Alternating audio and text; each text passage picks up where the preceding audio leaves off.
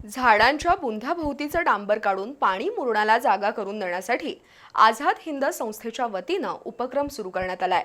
ही मोहीम स्तुत्य असून ती लोक चळवळ व्हावी अशी अपेक्षा महापौर रूपाराणी निकम आणि आयुक्त डॉक्टर राजेंद्र भारुड यांनी व्यक्त केली।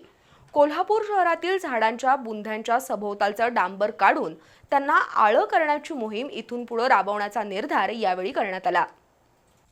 झाडांची मुळं ही निसर्गाची बिनखर्चाची जमिनीखालची पाईपलाईन आहे। मात्र कोल्हापूर शहरातील बहुतांश झाडांच्या बुंध्याभोवती डांबरीकरण करण्यात आले, त्यामुळे झाडांच्या मुळांना पाणी मिळत नाही।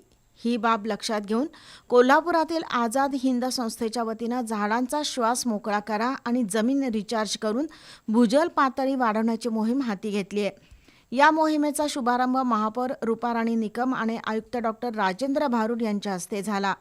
यावेळी झाडांच्या बुंध्यासभोवतालचं डांबर काढून पाणी मुरण्यासाठी आळं करण्यात आलं। आझाद हिंद संस्थेचे राहुल मगदूम यांनी या उपक्रमाची माहिती दिली। कोल्हापूर शहरातील झाडांभोवती 1.5 ते 2 फूट रुंद खोल आळं केलं तर त्यातून दिवसाला किमान 100 लिटर पाणी मुरेल।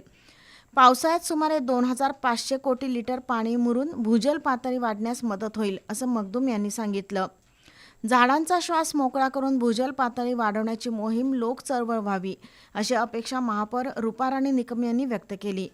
यावेळी उपायुक्त शिल्पा दरेकर, सुहास वायंगणकर यांच्यासह महापालिकेचे अधिकारी आणि कर्मचारी उपस्थित होते।